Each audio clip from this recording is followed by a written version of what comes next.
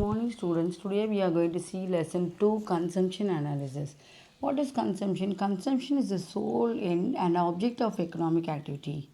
To understand the consumer behavior and price changes, that is we are the consumers. Consumption means buying, purchasing. Consumption is an essential economic activity. The quantity and quality of consumption determine the standard of living of the people.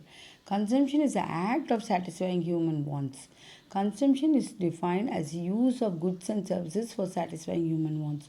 So there are four activities in economics, isn't it? Production, distribution, exchange, and consumption. We are the consumers. So in this lesson, we are going to see about consumption analysis. Let us move on to the lesson. Consumption analysis. So we are consuming the product as a consumer. So define utility. First we will see about the utility. Define utility. Utility means usefulness. Define utility means usefulness is the capacity of a commodity to satisfy human wants, isn't it? A product is produced for the purpose to satisfy the human wants. There are three types of wants, that is necessaries, comforts, and luxuries. Necessaries means about the simple products which are needed in our daily life. For example, food, clothing, and shelter. And second one, comforts. Comforts means what? Goods which are indispensable for life, but to make our life easy, convenience, and comfortable. For example, TV, fan, refrigerator, and air conditioner. Lastly, we will see about luxuries. Luxuries means is costly items. Example, jewelry, diamonds, and cars. However, for people with higher income, they may look necessaries or comforts. Mostly we don't prefer luxuries, isn't it? Name the basic concept of consumer behavior. What is the basic concept of consumer behavior? Consumption is an essential economic activity to buy, to purchase and satisfy the human wants. The quantity and quality of consumption determine the standard of living of the people. As I told you, according to your income, you will purchase, isn't it? Your parents will purchase. There are 5 degrees of price elasticity of demand. What is price elasticity of demand? The extension and contraction of price is called as elasticity. Elastic, isn't it? You know about elastic. It expands and contracts. So you can see what is the price elasticity of demand. So perfectly elastic demand means EP means elasticity of price is equal to infinite. And next one, perfectly inelastic demand means EP is equal to 0, null. And relatively elastic demand means EP is greater than 1. And relatively inelastic demand means EP is lesser than 1. And unitary elastic demand means EP is equal to 1. So it will be equal. The demand will be in equal stage. State the meaning of different curves. Indifference curves. Indifferent curves means different commodities combined together to give a satisfaction to the consumer. For example, for online class you can use mobiles, laptops, all these things, isn't it? So the indifference curves is combination of two commodities which give satisfaction to the consumer. Write the formula of consumer surplus. Consumer surplus means as you are a consumer going for purchase, isn't it? You are taking 1,000 rupees in your hand for purchase, consumption, but you are paying only 750 for your purchase, and the excess amount which you have in your hand is known as surplus, profit. So potential price minus actual price is the surplus for the consumer. What are given goods? Why the given goods are inferior? Goods is an exemption to the law of demand, and that they don't have alternatives, and they are very fixed. They don't have any alternatives. Given goods does not have any alternatives. The unique characteristics that an increased price usually increases the quantity of goods that is demanded. The nature of given good is that the unique characteristic that an increased price actually increases the quantity of a goods that is demanded. Next, we will move on to the features of demand. Features of human wants. What are the features of human wants? Human wants are unlimited. Our wants are coming more and more. It is increasing. It does not decrease, isn't it? From morning till night, we need some products, things. From pace to evening, night we have, if we have milk means we need a energy drink, isn't it? Boost or Complan like that.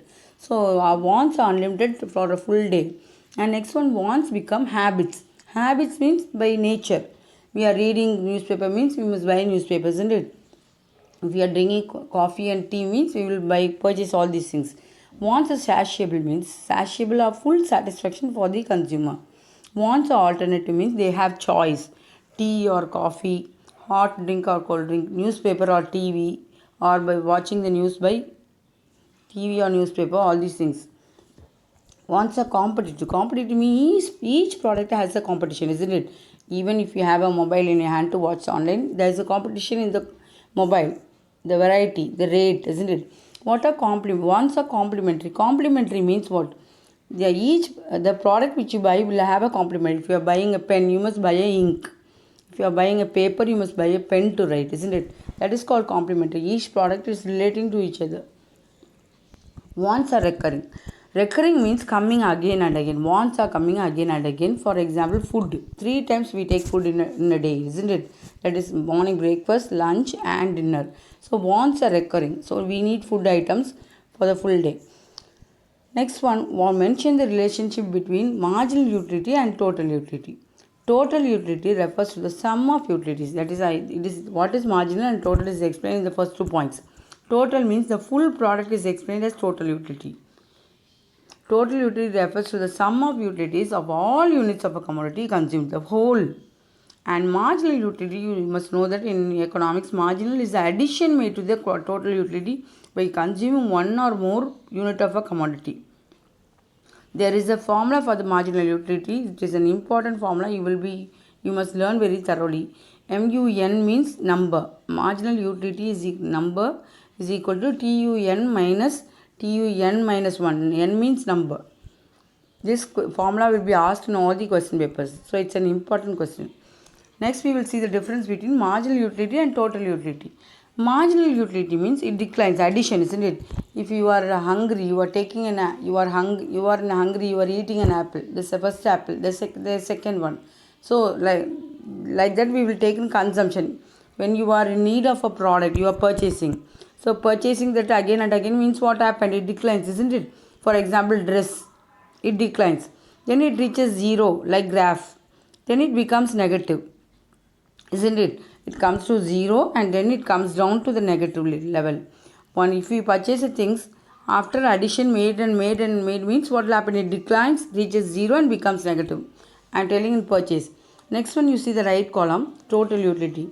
It means increases. The purchases increases. Your wants, you want this today. I want a mobile today. So it is increasing.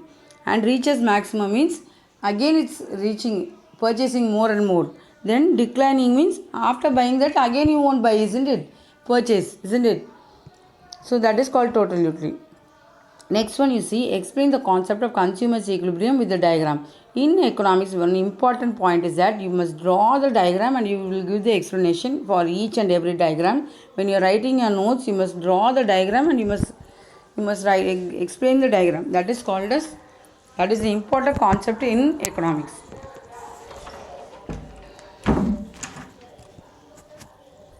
So first we will see about the concept of a consumer's equilibrium with the diagram. So what is consumer's equilibrium? Equilibrium means equal. The demand is supply is equal to supply. What we need is supplied properly by the producer and the wholesaler, retailer is called as equilibrium. The equilibrium means demand is equal to supply. The consumer reaches equilibrium at the point where the budget line is tangent on the indifference curve. These curves, yellow color, green color, blue and red color is the curves, indifference curve. There are different varieties. So you see the diagram. I will explain to you the diagram. So you see the T is the tangent line of the indifference curve. You will draw the diagram very clearly and neatly and then you will explain the diagram by your own words. It's like geometry. You will draw the diagram with the arcs. Here it's not arcs, it's called as curves. So now we will write the explanation. T is the point of equilibrium as budget line. AB is tangent, isn't it? AB. You see the point A and the point B. It is tangent in the middle, T. So what is happening there? AB is tangent on indifference curve.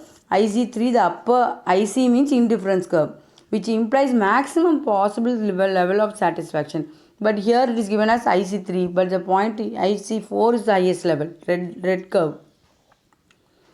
At equilibrium point, the slope of IC refers to, actually it's given a MR XY. It's not M or XY. That you must name according to the points. And the slope of BL budget line refers to ratio of price X to price of Y, that is Px by Py. Therefore MTNO will be considered as is equal to Px by Py. So this is the way you must draw the diagram and you must give the explanation correctly. Next we will see about the theory of consumer surplus. As I told before, excess of amount which you get as profit in your consumption during your consumption, it is called as consumer surplus. We are the consumers. The surplus means profit. You know that you would have learnt in accounts, isn't it? Surplus means profits. So you are going for a purchase. I can explain to you this in simple words. What a person is willing to pay, that is what he is having to pay, what he actually pays is called as consumer surplus. What a person is willing to pay and what he actually pays is called as consumer surplus. So that is given in book terms. Alfred Marshall defined consumer surplus as the excess of price which a person would be willing to pay a thing rather than go without the thing over that which he actually does pay is the economic measure of this surplus satisfaction. But the explanation term is that what a person is willing to pay and what he is paying is called as the consumer surplus. So you are taking 1000 rupees or 5000 rupees for purchase, but you are using only 3000 rupees. The excess amount 2000 is a profit for you. That is called as consumer surplus. There is a diagram for you for the consumer surplus. Let me explain to you. Consumer surplus, the formula is equal to TU, total utility, minus P into Q. P means price and Q is equal to quantity. So you will draw the diagram clearly and you will explain the diagram. So you see the diagram. X-axis shows the amount demanded and Y-axis represents the price, isn't it? X-axis shows the amount demanded, that is quantity demanded, and Y-axis represents the price, this side. So DD, that is DD means here demand curve. The D and D1, you see the red curve. DD shows the utility, the usefulness which the consumer derives from the purchase of different amounts of commodity. When price is OP, you see the y-axis, OP. You see the dotted line. OP is the amount demanded is OQ. Here down, x-axis. Hence, actual price is OPCQ. That is OP into OQ. And the potential price is ODCQ. The whole sum.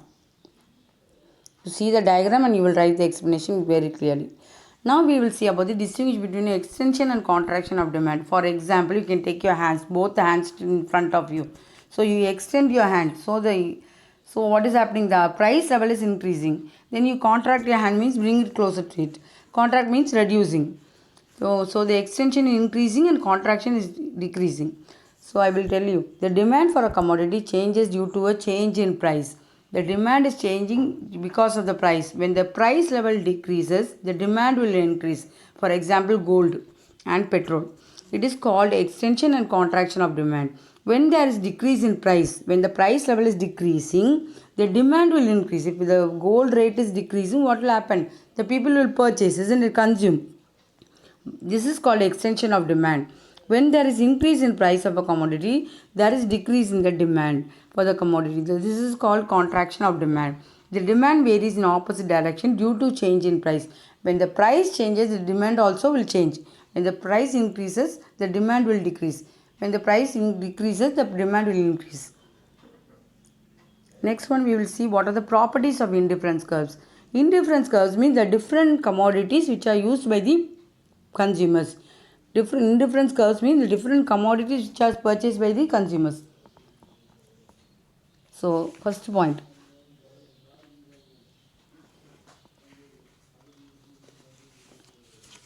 First one we will see, indifference curve must have slope, negative slope curve. That is negative slope. It is negatively sloped. It will come from left to right down. That is called curve. Indifference curves are convex to the origin. That means indifference curves are not only negatively sloped, but are also convex to the origin. Indifference curve cannot intersect each other. Indifference curve do not touch the horizontal or vertical axis. With this, we finish in this class and we will continue in the next class. Thank you, students. God bless you all.